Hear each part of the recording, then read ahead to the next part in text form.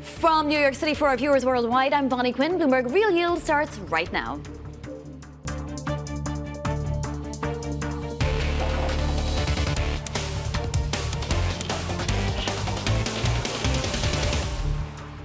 Coming up, consumer sentiment tumbles while long-term inflation expectations jump to a 32-year high. The data sending stocks to session lows, wiping out the week's gains and sending Treasuries rallying. This all as investors and consumers brace for further tariffs launching next week. We begin with the big issue, inflation picking up as markets gear up for sweeping changes. There are some inflationary pressures in the system. We had the view that inflation was sticky and was going to continue to remain sticky even before the tariff shock. There's a real possibility that we slow down. That is a deadly combination, right? Slowing growth and inflation ticking up. The uncertainty impact, I think that is probably weighing on growth now more than anything else. What we've been calling it is uncertainty paralysis. It's just really hard to make a decision right now. Uncertainty is the policy. And this trade war, I think, puts the Fed in a very difficult position. Bond markets are going to react far earlier than the Fed. If they cut without those trends, they do risk the bond vigilantes taking over. I think 4.75 to 5% definitely has greater than 50% odds. You still have a lot of uncertainty out there, I think even after April 2nd. So let's take a look at these closer inflation expectations. You can see all the uncertainty and how it's impacting the market. The sentiment decreasing pretty substantially, right back to where we were 2 years ago. When it comes to actually the inflation expectation portion of it, we're seeing 5 to 10-year inflation expectations rising to 4.1%. And if you look at the 1-year inflation expectation, that is a 5% now, which is really quite serious. Now, we do have to bear in mind that these are survey-based, and the Fed had some things to say about that. But let's take a look at how all the uncertainty is impacting the bond market. The 2-year now falling well below 4%. We're at 393. Look where we were just a few days ago, and that's where we were at the beginning of the Fed meeting. Of course, if you look back to the middle of January, we're about 50 basis points lower. So it really does depend on what time frame we're talking about. Well, speaking of inflation, consumers and policymakers alike sharing concerns for a bumpy path ahead. Take a listen to Atlanta Fed President Raphael Bostic speaking with Bloomberg earlier this week. I was at 2, I moved to 1, mainly because I think we're going to see inflation be very bumpy and not move dramatically and in a clear way to the 2% target. Because that's being pushed back, I think the appropriate path for policy is also going to have to be pushed back in getting us to that neutral level. Joining us now, Molly Brooks, TD Securities U.S. Rates Strategist, and David Rogal. He is lead portfolio manager of the Total Return Fund at BlackRock. So happy to have you both. This fairly serious and quick rise in inflation expectations, and bear in mind, we're talking about the final UMich survey. So this happened very quickly in the final days of last month. How serious should we take it, given that the Fed chair pretty much dismissed survey-based inflation expectations? Molly? Yeah, I think that the inflation expectation survey, while they are looking at market-based measures in addition to the inflation expectations, there is a chance that these survey-based measures can feed through consumer sentiment and then into other data. So it's more about how it turns out and how we see it coming through the data in the future. So the Fed is definitely still watching this, but the market-based measures seem to be king right now for them to remain on hold for the time being. Yeah, David, I mean, how long for can the Fed dismiss these survey-based expectations, given that we're also now seeing a slowdown in personal spending, although it did still increase, inflation adjusted, and we're definitely seeing deterioration, and the markets are also saying, look, 2 years out, inflation's not going to be where you want it. Yeah, I think well, thanks for having me on the show. It's great to be here. I think it's a great point you make. I mean, if you look, it's not just the UMich. The UMich survey looks a little exaggerated relative to some of the others, but it's across a range of indicators, including the Conference Board, the New York Fed survey. Really, in the market, we've only seen it manifest in the front end of the inflation curve. So I think it's on the Fed's radar. I don't think they can fully dismiss it. I think it's very clearly related to expectations around tariffs. UMich is a more volatile survey. It's 900 respondents. It's very bifurcated between Democrats and Republicans in terms of the response rate. So I think there's reasons to discount some of that. I think more importantly, we need to see what happens in consumer behavior. and corporate behavior over the next few months to see if those inflation expectations actually pan out, if people are actually front-loading consumption as a result of this changing behavior in their patterns. Jim Bullard of the St. Louis Fed formerly was on with us today, and he was talking about how these market expectations are really showing that the Fed will not clear its job within 2 years. Let's just have a quick listen to what he specifically said about two-year inflation expectations. Inflation expectations for the next 2 years in the TIPS market have been rising. They're about 3.25 today. That's a CPI-based measure, but if you put that over to PCE-based measure, it'd be around 3% PC inflation over the next 2 years. That's what the market is thinking. That's too high for the committee. The committee is trying to get, especially core PC inflation, which came in a little bit hot here.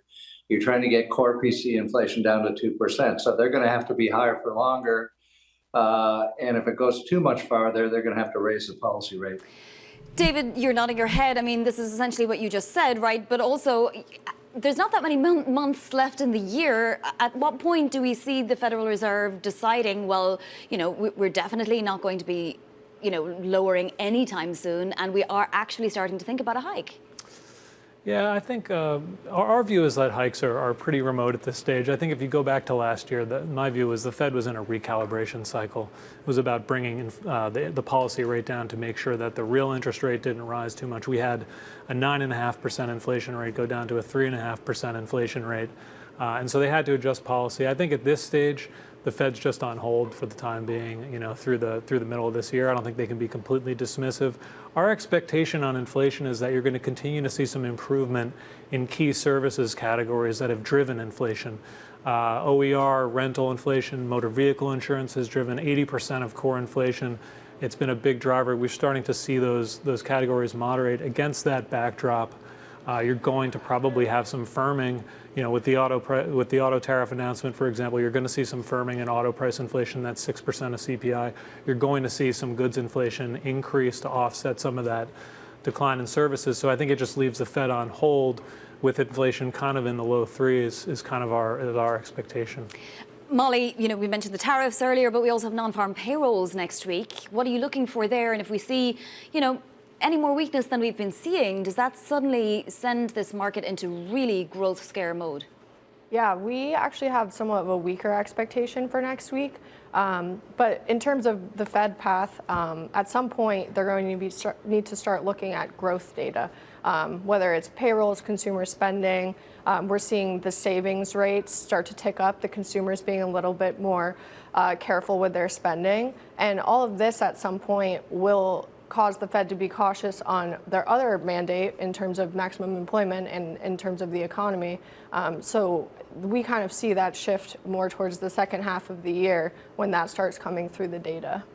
Yeah, I was reading Tom Sasuras of Strategist earlier. He was talking about 2025 being a tale of two halves. The first half, though, he thinks will be a liquidity and growth-driven scare rally. But the second half, we'll have problems with rising rates on coupon raises and also inflation concerns. Does he have it right, or is it backwards, Molly? We still think that the Fed will be nervous enough about growth because of the, size of the growth measure at the second half of the year. But in terms of the long end, we're definitely concerned about deficits and some of the fiscal policies in terms of cutting these deficits, and we don't really see that happening in the near term. So we do agree in terms of seeing that kind of increase some type of supply. David, how much time are you spending at the moment, given, we have imminent problems just next week alone, right? We have next week to get through. But there are these tail risks as well, sort of SOS red flag moments.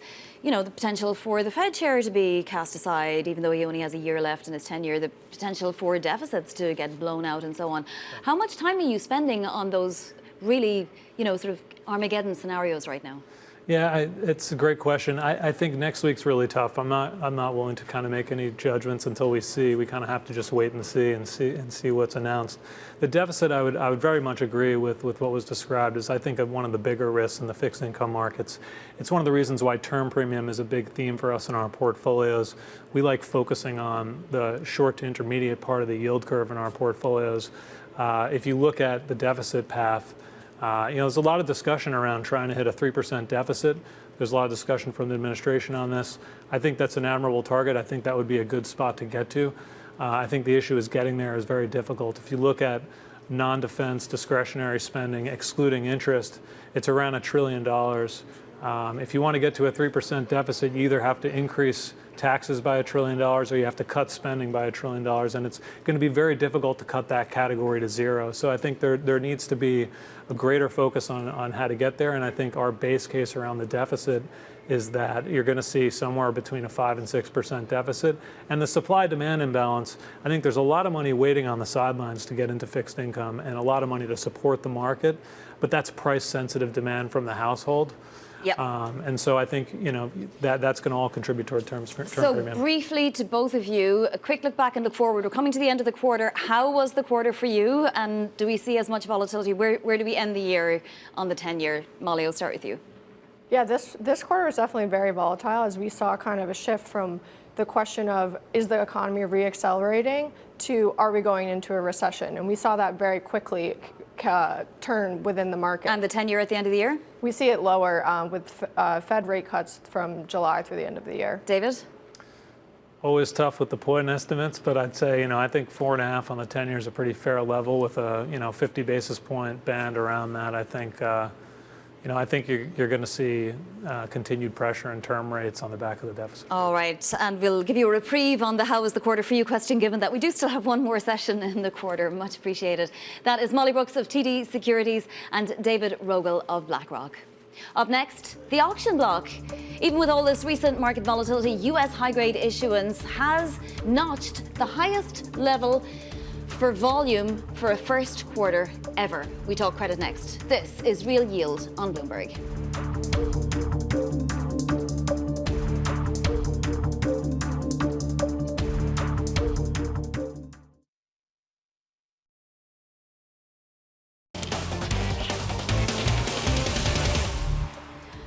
I'm Vonnie Quinn. This is Bloomberg Real Yield. Time now for the auction block, where even that record first quarter of high yield and high grade, I should say, issuance, companies that were looking to raise capital stood down the last 2 days as markets were hit by tariff uncertainty. Before that stoppage, though, we saw deals from the likes of Dell, T-Mobile and Hyundai. Weekly volume was just more than $41 billion, exceeding the highest estimates for the week. March volume has also already topped expectations. And updating you on a sale that we mentioned last week, Bausch Health shifted the mix of its $7.4 billion debt offering to put even more into bonds than loans. It was inundated with orders, ultimately receiving nearly $18 billion worth of offers for bonds priced at par to yield 10%. Finishing with Treasuries, this week we saw auctions for the 2, 5 and 7-year. The 5-year had the lowest bid to cover since May, while the 7-year saw the highest primary dealer award since August. Now, when it comes to credit, Oaktree's Danielle Poli says it's holding up amid all the market volatility. It just continues to be so uncertain, especially with the tariffs. But what we've found is that markets are resilient in credit. Credit right now is resilient. It's doing well. For those companies that are issuing, deals are oversubscribed. You have a bit of a supply-demand imbalance, given how many investors are looking at credit as more of a foundational element in their portfolios. Joining us now, Maureen O'Connor, Wells Fargo Global Head of High Grade Syndicate, and Yulia Alekseeva, Head of Consumer, ABS and CMBS at Barings. So thanks to you both. Maureen, what have the dynamics been like in high grade? I mean, obviously, it would seem that you would rush to high grade in such a volatile environment, but are we seeing any kind of hesitation amid low liquidity? Credit is a risk asset just like anything else. And so the headwinds that our market experienced, particularly in early to mid-March, definitely impacted our market. We saw about a 20 basis point correction at the index level from the tights we were sitting at in mid-February to where we were in mid-March. 20 basis points in investment grade terms is a pretty meaningful move wider. We've settled back in. Today's another softer day. But I think our market does tend to be better insulated than other asset classes when it comes to broader market choppiness. Why is that? Well, I think the lead up was sort of telling. There was a lot of cash still on the sidelines ready to get put to work.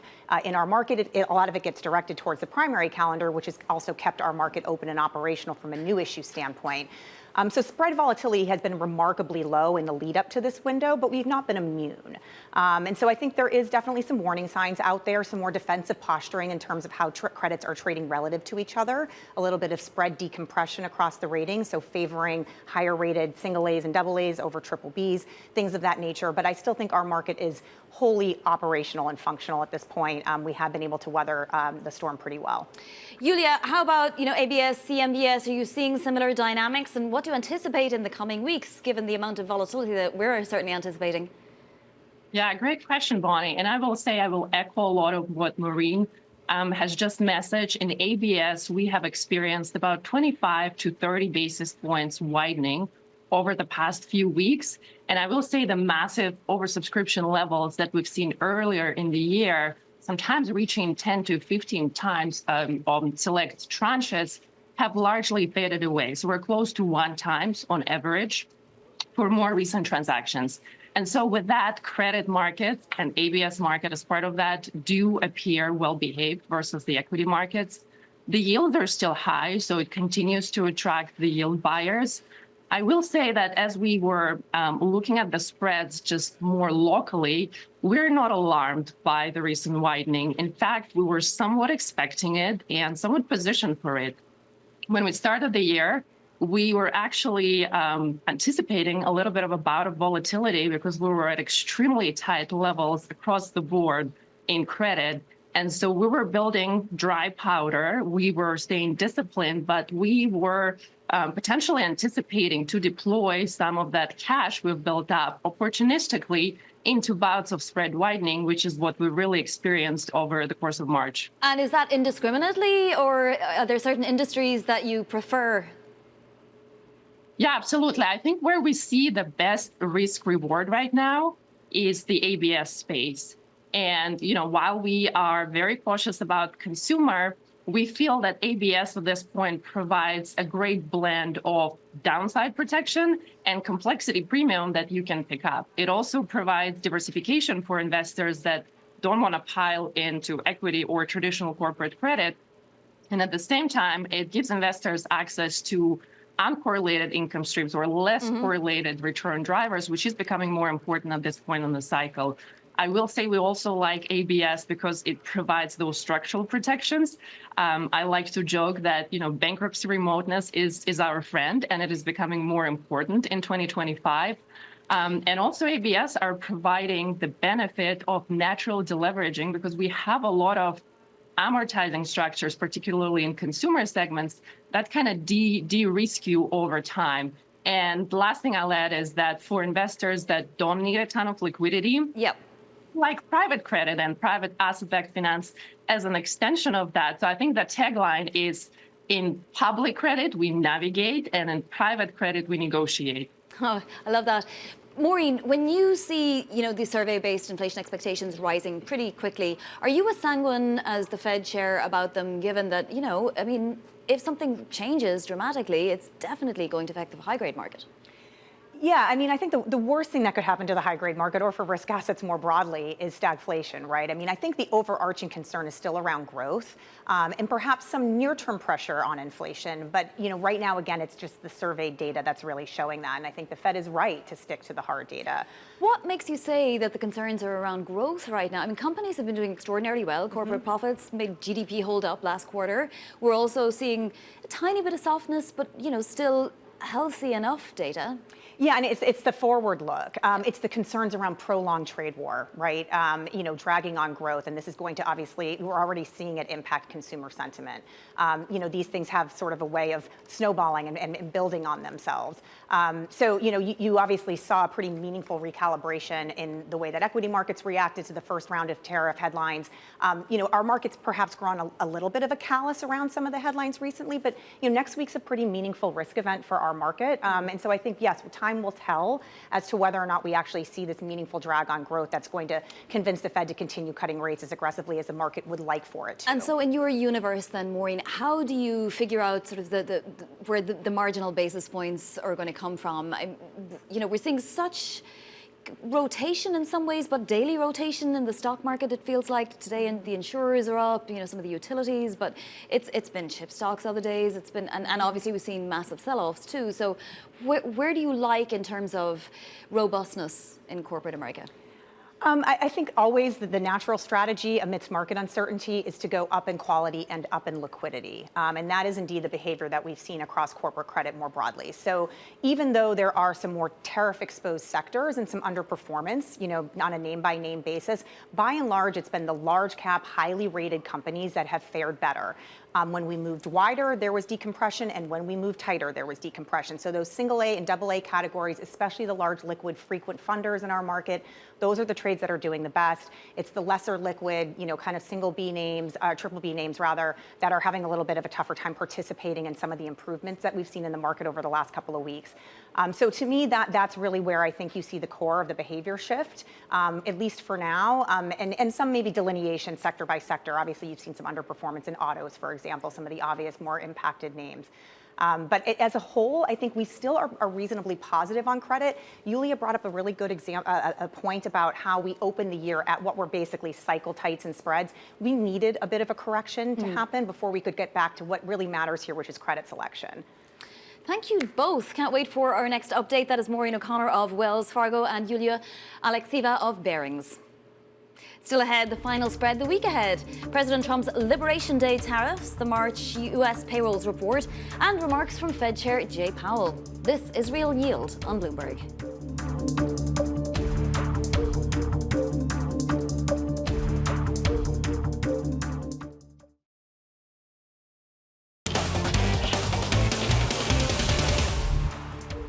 I'm Vonnie Quinn. This is Bloomberg Real Yield. Time now for the final spread. The week ahead. Coming up, Monday, we get China PMIs, inflation data from Italy and Germany. Tuesday, then US vehicle sales, ISM manufacturing, and then we start with the jobs data. We get JOLTS job openings.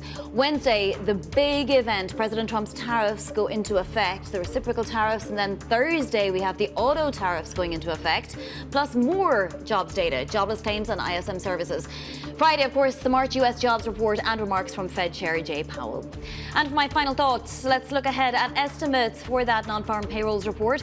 The median estimate in our survey calls for 135,000 jobs created in March. Let's see if that's what we will see. From New York, that does it from us. Same time, same place next week. This was Bloomberg Real Yield.